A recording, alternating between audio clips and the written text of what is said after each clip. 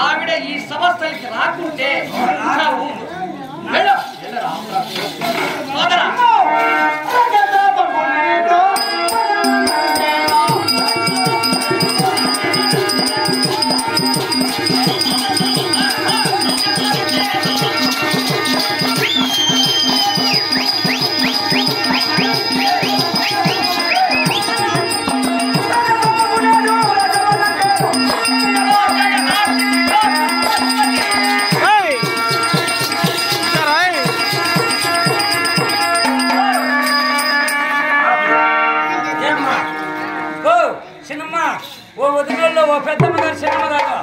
అందరూ చూడండి వాళ్ళన్నకు మూతి బాగలేదు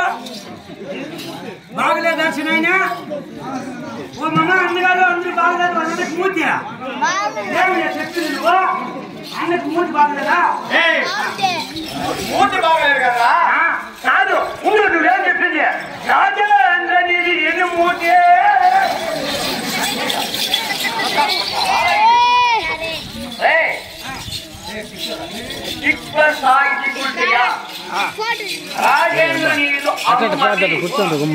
ఆగుంది కాబట్టి అనుమతి ఆ సన్ని పదం నీకేం తెలుస్తుంది ఉండేటువంటి మాధుర్యం ఆ సంతలో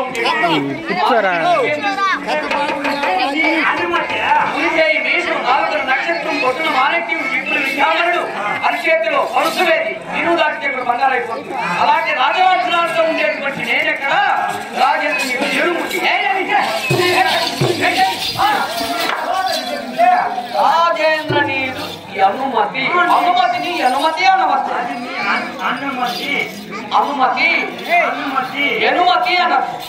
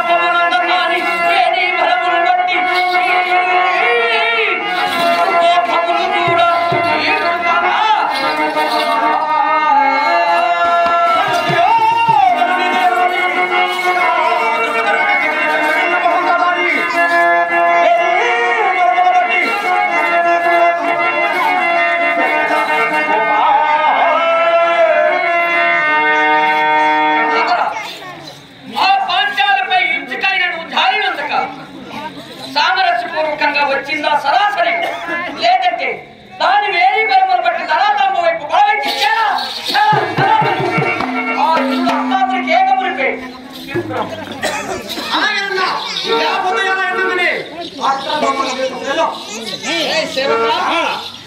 నేను స్వాంతమ్మన చింతమీడి సర్వకార్య నిర్వహణ అధికారి మా యువరాజు శాతమ్మ గోవిందమ్మ కాదు సర్వకార్య నిర్వహణ అధికారి అంటే ఏ కార్యమైన త్రుటిలో రెప్పపాటు త్రుటి అంటే రెప్పపాటులో సాధించి పెడతాడు కాబట్టి ఇక్కడ స్వాంతమ్మన చింతమీడి పరమానంద కందహిత ముఖార విందుండునై నువ్వు చెప్తాను శాంతమ్మ నా సొంతమైంది నేను గృహాన్ని శాంతంరా ఆత్మ. ఆత్మ వేరు, పరమాత్మ వేరు. శాంతం వేరు, క్రోధం వేరు. నువ్వు అట్లా చెప్పినట్లే నేను శాంతమని రమ్మని చెప్పి సంతోషంగా ఉంటాను. శాంతము, శాంతం లేకపోతే సౌఖ్యం ఉండదు. అవునా?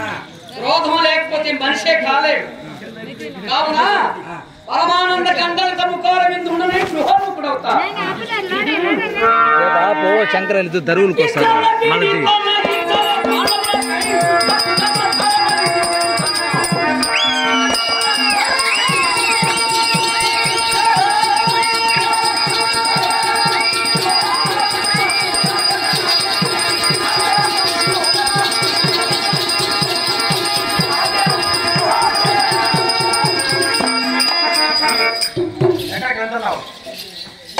ఏమని చెప్పావు అన్నకి? ఏమని చెప్పావురా? నేను చెప్పను అన్న చెప్పింది. ఏం చెప్పాడు? అన్న చెప్పింది అది అన్న చెప్పింది అంతేదా? అన్న చెప్పినది విన్నా. అన్న నాకేం అన్నగారికి ఏమని చెప్పానంటే మాట ఇచ్చా. నీవు మాట ఇచ్చావు. నాకేం చెప్పాడు తెలుసా? అటువంటి ద్రౌపది ఎక్కడ ఉన్న వ్యక్తి చూపించడం నా వంతు, తీసుకురావడం నీ వంతు. అలాగే ఇంకో మాట ఏం చెప్పాడు తెలుసా? పెద్దవాడి భార్య అనగా వదిననగా తల్లితో సమానం.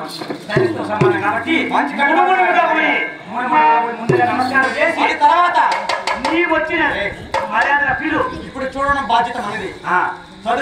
తదుపరి ఈసారి ఇచ్చిన తర్వాత మంచి మార్గంతో వచ్చినా సరే, లేదంటే నీవు వచ్చిన అన్నది ప్రతాపము చూపించి